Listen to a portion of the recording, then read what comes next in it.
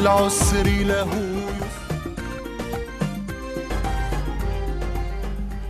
أهلا بكم من جديد متابعين مساء الجمعة. نبدأ معاكم أولى فقرات هذا المساء. تتعدد أشكال العمل التطوعي واللافت في الفترة الأخيرة في شباب وثاب جدا متطلع دائما لابتكار وسائل وابتكارات تساهم وتساعد أيضا في العمل الطوعي. جزء من هؤلاء الشباب ابتكروا موقع إلكتروني عادي زيه زي أي موقع إلكتروني تاني. اللافت في الموضوع إنه بواسطة هذا الموقع الإلكتروني بيغطي يعني عدد كبير جدا من المستشفيات ومن الحوجة الماسة لكل المحتاجين للدم هنا في ولاية الخرطوم. بيوفر لهم آليات الوصول إلى المستشفيات القريبة عشان ما يقدروا يوصلوا المستشفيات دي ويشيلوا كمان الدم اللي هم محتاجين له لمريض محتاج لكثير من الناس المحتاجين. الابتكار ده سعيدين ان احنا يكونوا معنا مجموعه من الشباب نتكلم اكثر وعشان مصلحه المشاهد وكل زول الان بيشاهدنا هو محتاج انه يتبرع او محتاج لدم. في اليات جديده للوصول الى الاماكن القريبه منك، ممكن تمشي تتبرع في اقرب مستشفى. صح يا شباب؟ صح. سعيدين بك يا فارس، كيف حالك؟ الحمد لله. فارس محمد احمد، كيف حالك؟ تمام الحمد لله. ان شاء الله بخير. الدكتوره اميره النور هي طبيبه في بنك الدم الالكتروني. طبيبه في مشروع بنك الدم الالكتروني. سعيدين بك. مرحبا بكم، مساء الخير. خلونا اول حاجه نعرف انتم منو، من وين جات الفكره وكيف وصلوا لكم والان انتم وين؟ طيب. زي تلخيص كده تعريف نتعرف بكم اول. ما مشكله. طيب نحن بنك الدم الالكتروني عباره عن ويب سايت او موقع الكتروني اللي هو لما لقينا انه في حوجه في عجز في الدم في السودان، نحن قلنا نجيب الادوات اللي بيستخدموها الشباب اللي هو الويب سايت والحاجات بالشكل ده تجيهم في شكل دم. تمام. فبنك الدم الالكتروني ده فاهم شنو؟ فيه 3 اجزاء، فيه جزء للمتبرعين، فيه جزء للحالات، فيه جزء تثقيفي. تمام.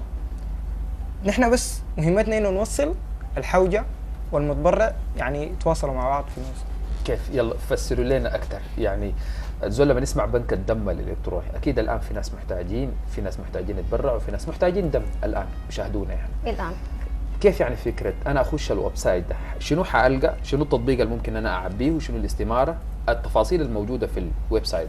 طب انت حاليا صاحب حوجه. طيب. اذا معك لو صاحب حوجه حتدخل الموقع الالكتروني www.bloodbank.sd، حتسجل بيانات المريض، فصيله الدم، الاحتياج حسب ما قرر الطبيب المختص عن الحاله، ونوع الاحتياج كذا قزازه من الدم، الفصيله المعينيه. انا كانسان متبرع دخلت الموقع حاحط بياناتي، الاسم، الفصيله الدم، المحليه القريبه لي. مع المحليه حيجيك كشف بالمستشفيات، حختار المستشفى القريبه لي انا. انت سجلت الحاله، انا متبرع، حصل تطابق في فصيله الدم وفي الموقع الجغرافي برضو قريب انت مني، حقوم نحن كبنك الدم الالكتروني ونفرض هو فارس، حيقوم يعمل لينك بيني وبينك. بالتالي نحن تم توفير احتياج كذا، الفصيله الموجوده طبقا للموقع الجغرافي القريب لك. ما انت في الاخر متبرع، انت طوعي، انت ما جاي والله لانه ده قريبك او حاجه. فانا حوفر لك سهوله في الموقع الجغرافي، سهوله في الوصول، انيه في الوصول للاحتياج الدموي. بنك الدم الالكتروني حيقوم يوصل بيننا احنا الاثنين، وان شاء الله يتم استيعاب الحاله المحتاجه لها. طيب دكتوره اميره، انت طبيبه اسنان وفارس انت متطوع، انا داير اعرف الشباب ذاتهم اصحاب الفكره والمبادره، هل هم كلهم اطباء ام كلهم متطوعين ام يعني ده المجال الطبي بيحتاج يمكن كمان لقدر من المعرفه الدقيقه والموثوقه، ستقدر تتعامل انت بمعلومه او تقدم نصح. طيب نحن بموجب بنك الدم الالكتروني فلازم نقسم الشباب ل3 اجزاء، اللي هو في اطباء، في جزء تقني، في متطوعين عاديين. المتطوعين يعني بيساهموا في نشر الفكره، عرضها، لو جاء معرض، اسبوع مهندس، بيساعدوا في نشر الفكره. الاطباء طبعا بنستعين بهم في الحاجات الطبيه.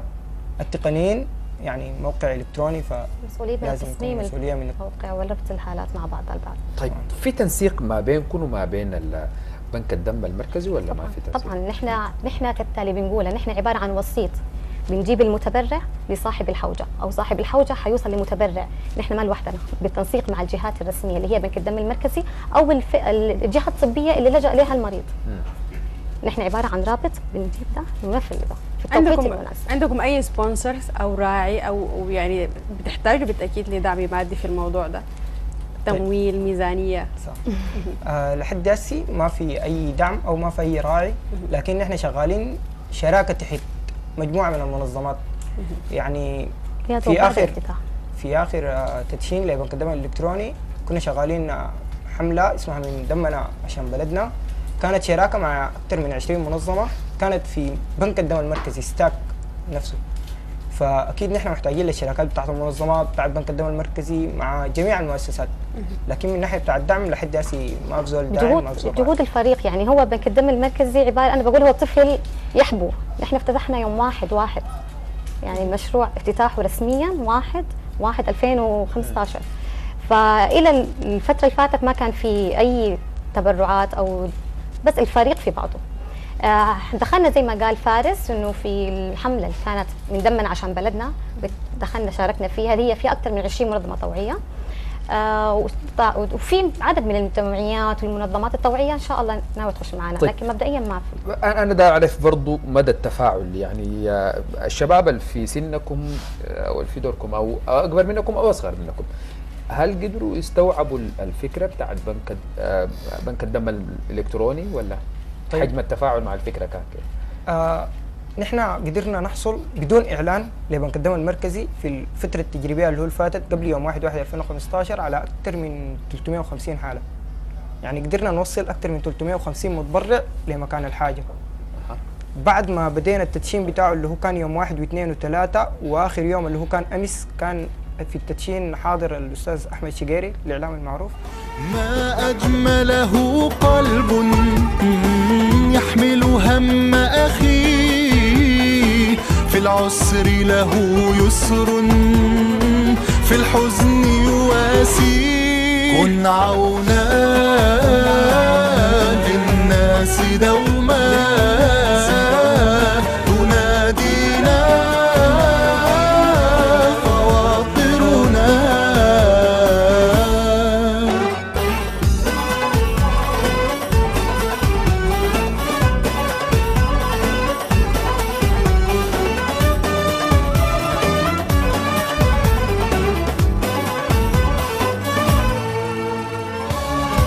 أجيال تحلم يوما بعلى الأوطان، وشباب يحمل أملا لبني الإنسان.